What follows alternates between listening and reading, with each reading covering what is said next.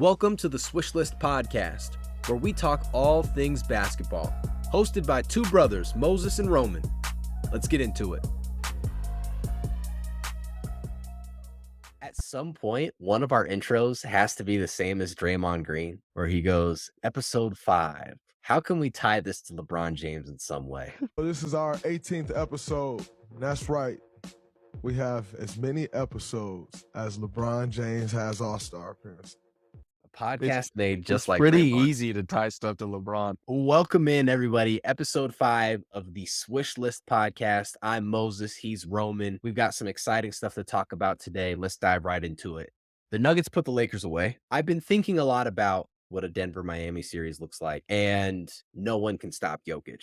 There's really no one that can stop Jokic in the league, but you know there are some teams that can defend better than others. In this scenario, neither team has a good option for Jokic.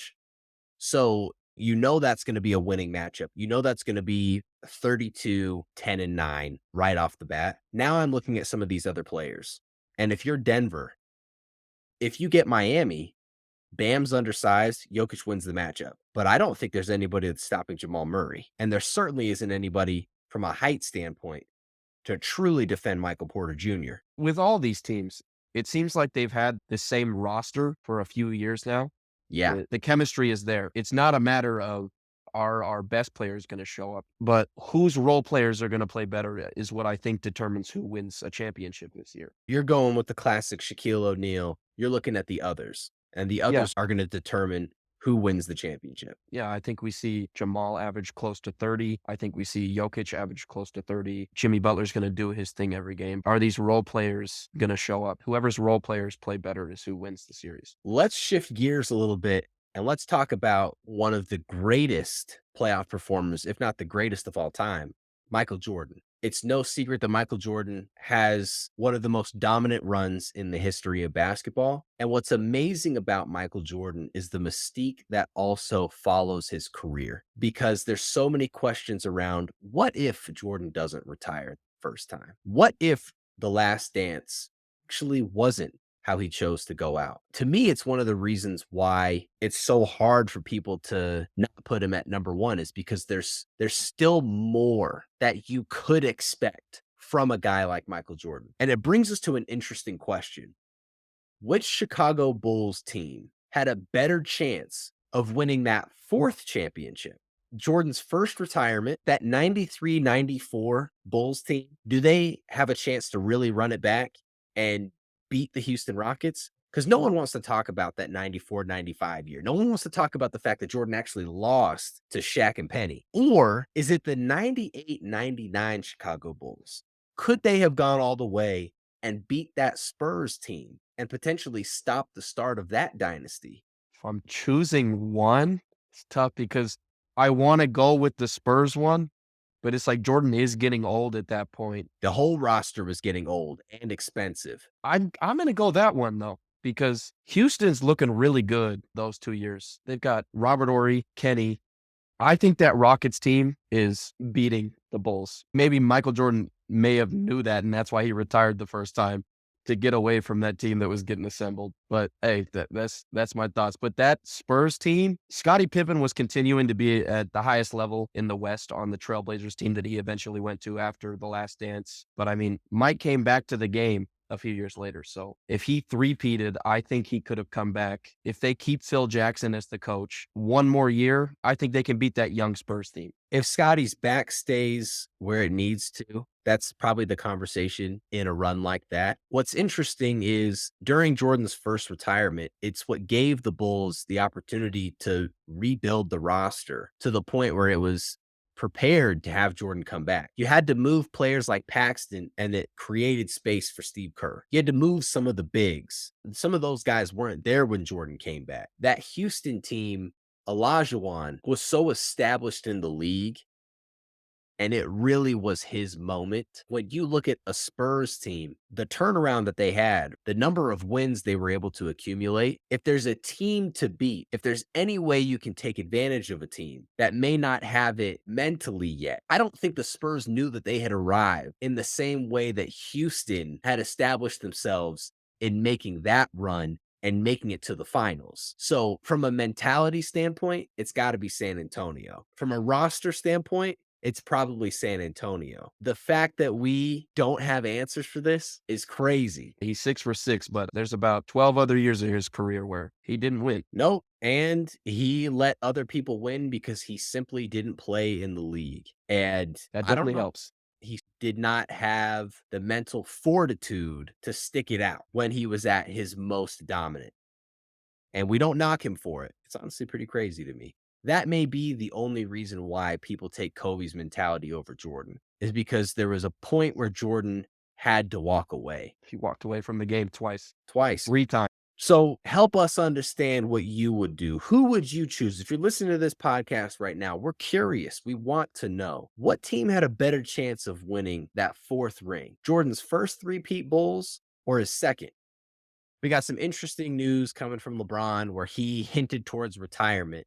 We're going to do our best to break down what we think he actually meant from a statement like that. So LeBron talked about how he might retire. Honestly, there's no way LeBron James is walking away from how much money's on that contract. I understand that he's a billionaire, but you would be crazy to just walk away from the amount of millions of dollars he has left on his 1-year deal. What this meant to me was LeBron saying to the Lakers, figure out a way to make sure I'm not the guy next season. I'm tired of this. Of course, LeBron wants to compete for championships. Who doesn't want to compete for championships? But the fact that LeBron is expected at this point in his career, after scoring 40 points, to win the game just to avoid being swept, it's honestly comical to me. This is a guy that just lost in the playoffs, went to a conference finals after some last minute adjustments at the trade deadline. He sees the window closing. He understands what's coming. And he's saying, this is me telling you, LA, we got to step it up. LeBron has talked about this for the past few years, how publicly he said, this is Anthony Davis's team. This isn't my team. And it seems like that's never true. Anthony Davis has his moments where it looks like he could take over, but the person who it comes down to in every moment, every last second shot, every we need a bucket moment, it's LeBron James, and it still has been. Like you said, that's the change that he's looking for. He doesn't want to have to do what he did in Cleveland again, especially with the foot injury that they've been talking about that he was dealing with this season, the tear in his foot. Just unbelievable that he was able to continue the performances that he was doing. But I see this is kind of forward of me to say, but a way to keep the spotlight on LeBron. For the longest time, he's been the face of the league, and for the longest time, he's been in the finals. So for the opportunity for him to put the public image back on himself rather than getting swept, I think he's going to jump at that chance at any time. So when a reporter says, what does this offseason look like for you? What does next year look like? And he stays vague and says, I don't know. I'm going to have to take some time. I see it as, how can I make this about myself? It's LeBron trying to take away from what the Nuggets are doing even more. Hey, all the power to him for doing it. Like it seems like nobody really cares about the Nuggets because is LeBron coming back? So it's just more of this discussion of how much does LeBron matter to this league? And obviously he still matters a lot. I do believe that LeBron was able to shift the narrative away from him getting swept, and it was more whether or not he's serious about retiring. There's also a very strong chance that Bronny doesn't want to play with LeBron. He may just want to have his own career. There's also a chance Bronny may not be NBA ready after one season. It might take him a couple years before he's ready to go to the league.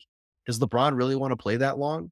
Not to mention, does LeBron really want to suit up and play against his son if things don't work out? Like, is that something he wants to do? You want to drop 30 points on your son while he's playing for an inferior team if he's in the lottery? That would be wild. That might be the last thing that LeBron wants in his life, is to have his son deal with listening in the media, the fact that his dad just absolutely cooked his team. There's all really these possible scenarios.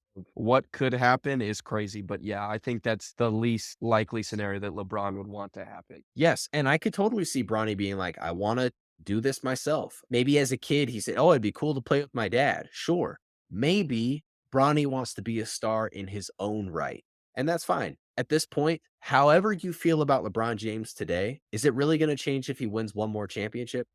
You're still going to call out the fact that he lost all those other ones if you don't like him. And if you do like LeBron, it's not moving the needle anymore. LeBron's legacy is cemented already. He is the greatest player in terms of longevity in the history of basketball. He's the all-time leading scorer. He's top 3 and he's not 3. But we have to really look at LeBron James through the lens of a player at this age, a player with this many seasons, a player that may be understanding winning one more ring. Is that really going to move the needle for my legacy? I don't think LeBron's intentions were completely pure when he's talking about retirement, but there are a lot more elements to what happens over the next 2 to 3 years for LeBron James than just wanting people to look at him, in my opinion.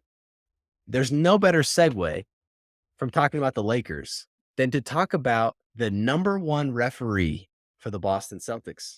What an awful situation you could put yourself in. Like, this is the dumbest thing. What's his? I don't know his name. What's his name? Eric Lewis. Eric Lewis. That's who it is. Eric Lewis. What? Yes. Oh man. Wow.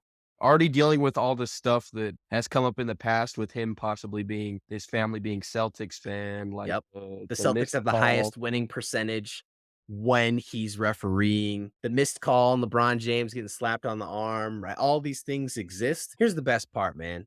This is the classic story of an old guy who doesn't know how to use technology and got exposed. Just got absolutely wrecked. For those of you who don't know what we're talking about, Eric Lewis is an NBA referee. He's been refereeing for quite some time. And there have been allegations that had started coming out that he was favoring the Celtics. Well, things got a little bit worse when some fans were able to find out that there was a questionable account on Twitter that they felt might be linked to a referee. Want to know why? Because they were following every single referee in the league. Who else were they following, Roman? His wife is a coach at George Mason, and he follows the George Mason basketball account. So follows all the referees, follows the George Mason basketball account. And when they looked into what email was used to start the account, it was his work email, literally saying, "Hey, me, NBA referee right here." This is the classic old guy, doesn't know how to use technology and just gets absolutely wrecked. The account has now been taken down. No surprise. But if you look at the tweets, he was doing his best impression of someone in their 20s that he possibly could. He was definitely trying to sound like somebody my age. Yeah. Talking about basketball, like, stop hating on the Celtics. Y'all are crazy for like this. This is not how you text. You're 50 years old. This is not how you type out tweets. You don't do that. Let's pull some of these up.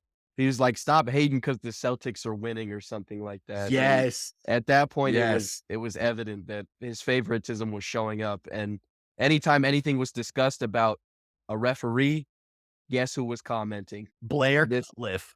Yep. This account was given a comment about it. People talk about Kevin Durant's burner accounts, but this is something else. Dear Pablo, right family, wrong Lewis. You might want to out his brother Mark. Just have fun. Twitter ain't Watergate, because somebody was upset at the way he was refereeing a game. A perfect example. The Boston Celtics lose to the Atlanta Hawks. This was in the playoffs recently, 130 to 122. First reply, Eric Lewis couldn't save you. Blair Cutliff. So he saved them in the first 2 games? GTFOH. Y'all keep hating. Stop blaming the refs for the C's success. Eric. You are done for the playoffs. That's one thing that we know for sure. If we caught Kevin Durant, you didn't think we were going to get you? Like, really? The most toxic fan base in sports, you didn't think they were going to get you? He was getting found regardless. The NBA made a statement. They're opening an investigation. Yes. And one of the top comments was, investigation over, this guy is fired. Yeah, what do you do? What do they actually do? Because this is him. We know it's him. What do we do here? He cannot continue to referee. He can't. He cannot continue to referee. If you choose to do this, you take the risk of that happening, and you have to be okay with those consequences. You decided to make an account and talk about maybe not your favorite team, but favor refs and also favor a team, which is exactly what you're not supposed to do. He should lose his job for this. It's not enough to say you can't referee Boston Celtics games. This is the type of stuff that sends old guys into retirement, where it's like, you know what? We're not going to fire you, but it's in your best interest to retire now. This is a good time. To keep the integrity of the game, you can't have this guy refereeing anymore.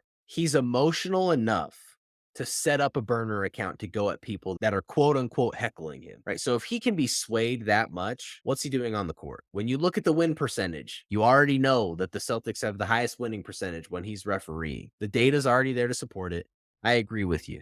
I don't know if the NBA will fire him because it's the Adam Silver NBA, but don't be surprised if you see him Retiring. this, if I'm the Players Association, you should jump on this opportunity to see whatever changes you need or other investigations into NBA referees. Eric Lewis has opened the door. If I'm the Players Association and there's anyone that I want investigated, you jump on this opportunity immediately. I like that. Yeah. They have one job, and if you're not going to do it honestly, you shouldn't be doing it at all. I want to jump back a little bit.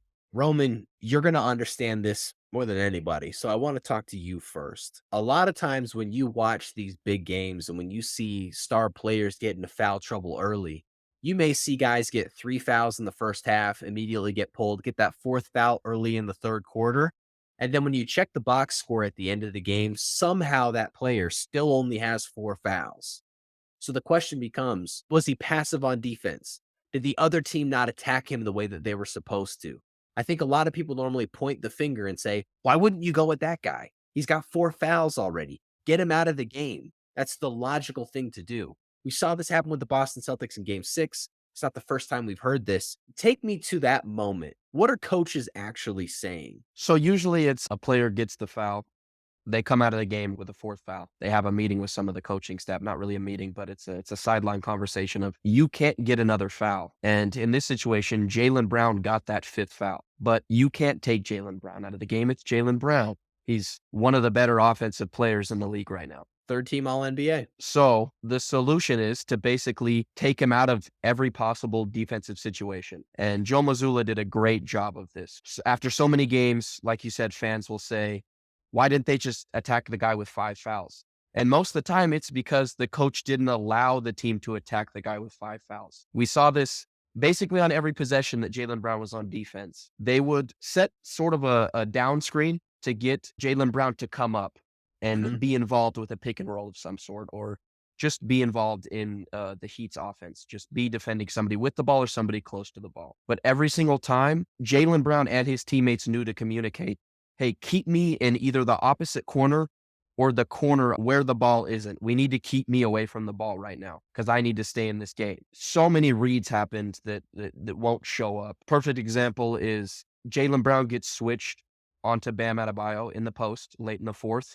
And immediately Jaylen Brown is going like this, like waving his hands, trying to get Robert Williams to notice this.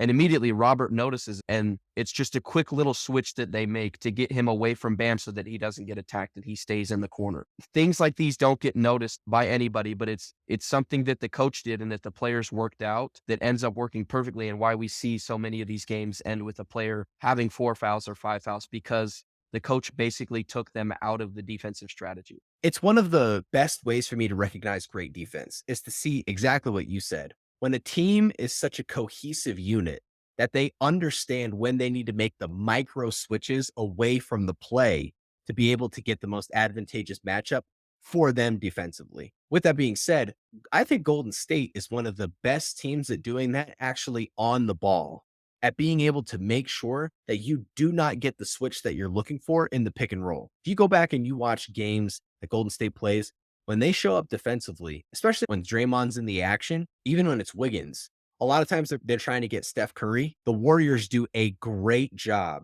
at forcing you to stay on that pick and roll until you finally just decide to stop trying to get the matchup. The ability defensively to stop a team from getting the matchup they want on a pick and roll is so hard to accomplish. So the fact that there are teams that can actually do that, literally both players or all 5 players have to be thinking the same thing to make that actually work. And another aspect that goes into it is just matchups, but he's not going to play as aggressive a defense as he normally would. He's going to shy away from as much contact as he can to keep himself in the game. The ability to slide over to help your teammate as well, it's very important. That's why help defense is sometimes super important in the NBA, because players are trying not just to not foul, but to stay out of foul trouble. They get that first foul really quick into the first quarter.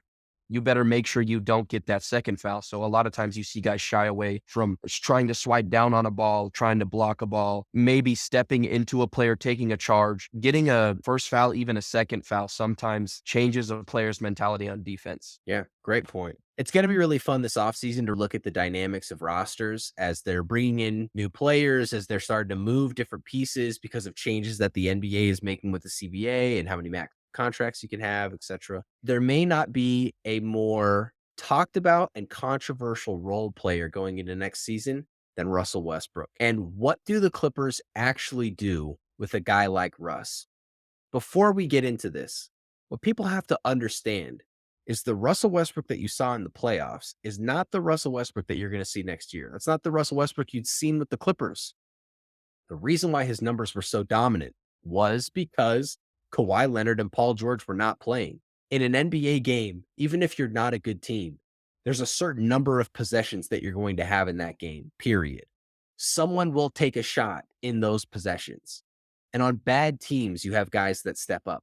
That's just naturally how it goes. And so Russ has the ability to step up and be that guy because he's been that guy.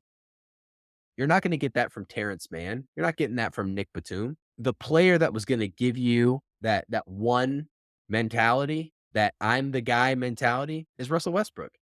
And so he did that in the playoffs.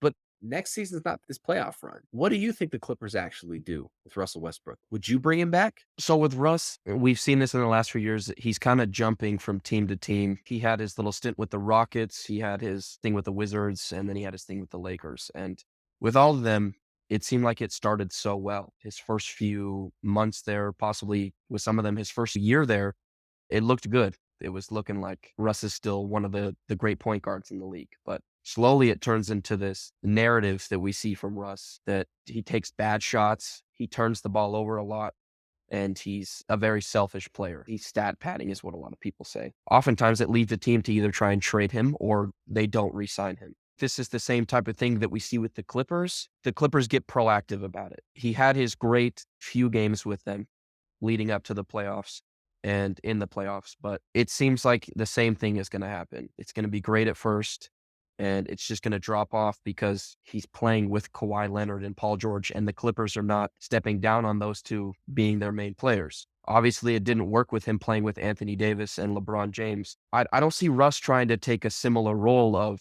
bench player averaging 18, 7, and 7 again. I don't think he wants that again.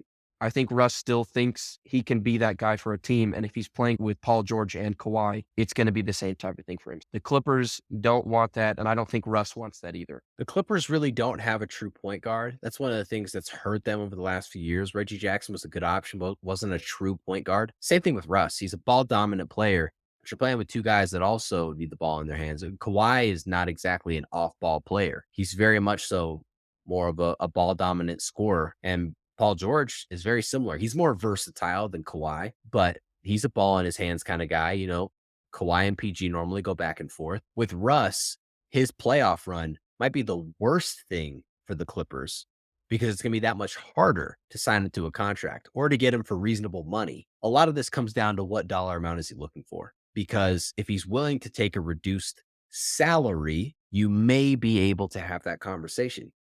But if he's looking at that playoff run, he's going, I still got it. Someone needs to back up the Brinks truck. That's problematic for a Clippers team that's structured in a way that the NBA does not want moving forward. The NBA is actively trying to stop teams like the way that the Clippers are constructed. It's going to be harder to have multiple max contract players. It's going to be harder to then load up the roster with veterans after the fact. So the way that that roster is structured is not conducive to the direction that the NBA is basically forcing teams to go. We very well may see a lot of that tier 2, tier 3 of star players get traded simply because it's going to be so much harder to stay within the luxury tax. I love Russ. I don't know what it is about him and Harden, but their time is over. It's not their time anymore. And it doesn't mean they're not great players. But you can either decide to find a way to fit in the league. Carmelo did this. Guys like Vince Carter found ways to fit in the league. You also have the opportunity to walk away and to walk away on your own terms to somewhat be able to still say that you still got it. If I'm the Clippers, you're probably drafting point guard, and I'm bringing Russ back. But my goal is to develop that point guard. And if they show signs of life, I'm moving Russ just like everybody else has.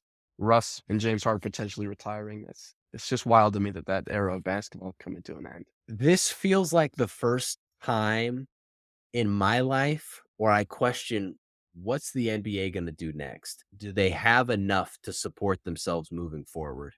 And it's most likely just I'm looking at basketball from the lens of an adult, whereas a lot of these players entered their primes when I was a kid. We'll just have to see because there have been times that the league has been very strong and there's been times that it's fallen off. The 90s, incredibly strong for the league. You could make the argument that there were times in the 2000s with when it was guys like McGrady and Carter and those dudes who were supposed to be the next up and they weren't able to fulfill that it might have been a little bit of a low point for the league. And then you've got a resurgence thanks to guys like LeBron James, Steph Curry that have put the league in such an incredible position. Durant, Harden, Westbrook, all these guys. 3-4 years from now, most of these guys are going to be gone. It's gonna be a different league, man. It's going to be a different league. It's going to be a much more Euro style league. The NBA is structuring things so that the distribution of talent will be the playing field will be the most level it's been in a long time. The era of threes ended, I think, a few years ago. We've really entered this era of twos. And it seems like the NBA is even trying to limit this era of twos because it's been twos and veterans. That's been the key to success for a lot of these deep run playoff teams. And I'm excited to see what this next generation brings. While we're on the topic, actually, of the game changing, Adam Silver had a pretty interesting interview with Kevin Garnett where they talked a little bit about how he feels about the league. And one of the things that he said was that basketball got too physical in the late 90s. Do you agree with that? Yeah, we talk about the perfect example is the Jordan rules. Anytime he drove to the basket, don't make it easy. Make sure he has a hard fall. That type of basketball, although it's a good story, a great storyline for the greatest player of all time, it's tough. It's not good for somebody like an Adam Silver, seeing his face of the NBA get beat up. As the commissioner, he's going to say that he doesn't want to see that. Basketball is a physical game. People will never admit that it is, but it's a very physical game. But we don't need our star players feeling like they're going to get hurt every single time they drive to the hoop. And that should be a major point that especially the commissioner makes very public, that he's trying to keep his players safe rather than have them be super physical all the time. To be fair, he did say that he's trying to move the needle the other way right now, to not let players get away with some of the ticky-tack head back stuff that they're doing today. Here's the truth of it. If I'm playing 21, when you get to 20, you know it's on. And the last thing that you want is somebody undercutting you at the hoop because they don't want you to get to 21 points. When you step out to play a pickup game and you see that dude that looks more like a football player than a basketball player, play DB, can run really fast, thinks he can defend, but is playing a totally different sport, that's not basketball. The Jordan rules, that's not basketball. Basketball is a contact sport. It's not a collision sport. And so if your intention is to hit a guy or hurt a guy, where is that basketball? And it's so funny because we act like 80s and 90s basketball is the best basketball that's ever been played. And that basketball has never been as good as that era. I don't understand it. I don't know why we can't move on. I don't see why we have to devalue everybody else. But then there's this weird double standard that the way that Kobe played basketball somehow supersedes 80s and 90s basketball. But for everybody else, it doesn't count. KG can supersede it, but other guys can't. The whole thing doesn't make any sense. I agree with Adam Silver. The game got too physical. And to his point, you wouldn't have guys like Steph Curry that would be dominant. Those players say that. That doesn't make sense. Why would you want that for the game? You don't. You don't. This has been the name of the game for our generation in all sports. The NFL has done what they can to take care of quarterbacks. At times they go too far, but they want the game to be played the right way because that's the best way for it to be viewed by the fans. I do think at times the NBA can be soft. And if Adam Silver is genuinely doing what he can to eliminate that, then we find ourselves at the right balance. This playoffs, I think, has been a great representation of good basketball. I would like for the league to not have to make the refereeing change in the playoffs. Just be consistent. Just give us a season of consistency. I hear Jeff Van Gundy when he's commentating for some games talk about this all the time. Like, everything that's reviewable, why not just send it up to the office in New York? I kind of agree with that. If something's going to be reviewed, let's have that consistency. Let's have that same set of people. Let's have the referee committee take care of it every single time. I don't know if that would be that much more difficult for them to do during a game, if that messes with anything, but to those types of things, there's sometimes it's some inconsistency. And if we see the same group of people at the front office in New York taking care of that, then that would be the best situation. If it's reviewable, let's have it go up to the front office. The NBA should put some more focus on pace of play. If they focused on pace of play, that might be the most beneficial thing for the league. The MLB is doing this with their new pitch clock, and they're really, really pushing the pitch clock. If you're going to review it anyways, and you have a team on standby, that their job is to field incoming plays from games that need to be reviewed, just let the players play. There should be a team that their job is to review whether or not three-pointers are three-pointers. And it doesn't need to pause the game. They should just be looking at those plays automatically and make the adjustments as needed. And those can be covered during a timeout. Hey, on this play, we thought it was 3, it wasn't. We adjusted the score real time. Now we're showing you where it happened. Hostile act. We're going to review this play for a hostile act. That play should have already been reviewed in New York. And within 30 seconds, boom, answer, technical foul, keep play on, right? If they tackle pace of play, especially for late in game situations, timeouts become more valuable and you're able to hold people's attention so much more late in the game. When I sit down with my wife, she's a casual basketball fan. She's watching the game with me. When it gets to the end of the game, her comments are always, how much time's left in the game? Oh, 3 minutes. And she goes, great, half an hour. That's what I think the NBA would do well to change. There's those micro moments where the referees understand, hey, this is important. We have to get it right. But by chasing getting it right, they've extended the game by 20 minutes. That may not actually be the best thing. If there was any recommendation that I would make for the NBA, target pace of play. I have decided that the most annoying person in basketball right now, that's still relevant right now, still in contention, is Mike Malone. I'm so tired of him telling me to recognize Jokic's greatness, as if no one knows that Jokic is great. I'm so sick of this dude, man.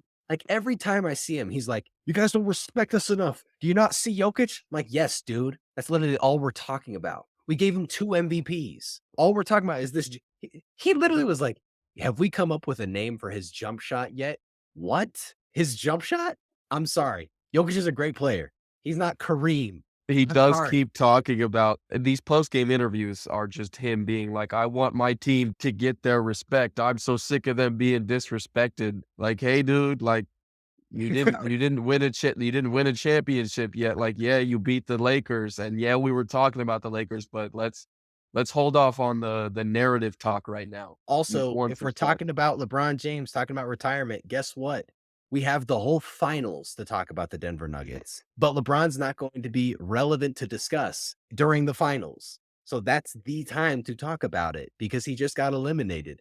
It's just weird, dude. It's so weird because you turn on your TV, JJ Redick is literally only talking about how amazing Jokic is. Damian Lillard going on IG Live. He's probably the best in the league. All these players, all of these people in the media, Michael Malone. Can you just tell us who it is you want to hear say that Jokic is great? Is there anyone in particular? Is it Kendrick Perkins? Like, I need to know because it's getting out of hand. It's getting ridiculous. It's ridiculous. It's obvious what's being done out here. It's on a nightly basis. I hope the world can see now what's really going on out here because it's getting ridiculous. It's really ridiculous. Who? And I have not been the biggest Jokic supporter. I'll admit that, but it doesn't mean he's not a great player. And I'll say I've been wrong. Like, he's been amazing. He has been absolutely amazing. But have we named his jump shot yet? Okay, dude. That's a bit too much. That's You're a the bit coach. too much. You are the head coach, Luke. Go ahead and relax, man. Roman, I got some one-on-one matchups for you. This is not 5-on-5. This is one-on-one, king of the court. Who do you take? First matchup, Kyrie versus Allen Iverson. I'm taking Kyrie. The size outweighs Allen Iverson. Also, I don't think AI's defense is going to be able to defend what Kyrie can do on the offensive end. So I'm taking Kyrie's sheer size and handle of the ball over AI's ability to score. That may be the best one-on-one matchup you could ever watch if you want to see some of the greatest handles. I'm taking Ree, though. I'm taking Ree over the crossover. Tracy McGrady, Paul George. This one's tough. This one's Yeah. really tough. But I'm gonna go Paul George. Whoa. I'm going Paul George because of what he does on the defensive end. I think we have a matchup where they both size up. They're about the same player, basically, when it comes to physique. But I think Paul George is going to be able to defend Tracy McGrady well enough to outscore him because Paul George is one of the smoothest players that I've ever seen play basketball. So I think his defensive ability is going to outweigh and sort of compensate for what Tracy McGrady can do on the offensive end. Players in their prime. Carmelo, Kawhi Leonard. This is 1-on-1. This isn't 5-on-5. No, sir. Again, I'm taking defense. I'm going Kawhi. Prime Kawhi is one of the greatest defenders of all time. So I think Kawhi is handling Melo. At the 4, Tim Duncan or Dirk? I'm going Timmy D. Dirk, great offensive player, but does not have the defense to be able to handle Tim Duncan's footwork and movement in the post. Yao Ming or Jokic? Oh, I wanted to go Yao, but now I'm second guessing myself. This is tough because Jokic can do it. I'm going Yao. Yao's got a 7'5", 7'6" frame. All he's gonna have to do is back down. And yes, Jokic, he can defend, but I think his size is going to outweigh Jokic on offense and defense. All right, man.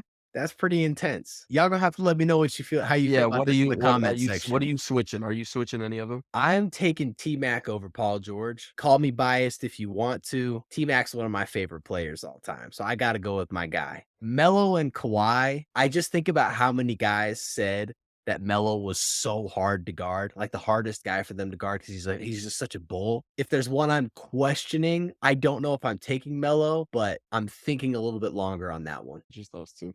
Yeah. By the time we record this next episode, we're going to be deep into the finals, which is pretty exciting. Once again, just want to say thank you to everybody who is listening to this podcast right now. We appreciate you making it this far. Thank you for your support.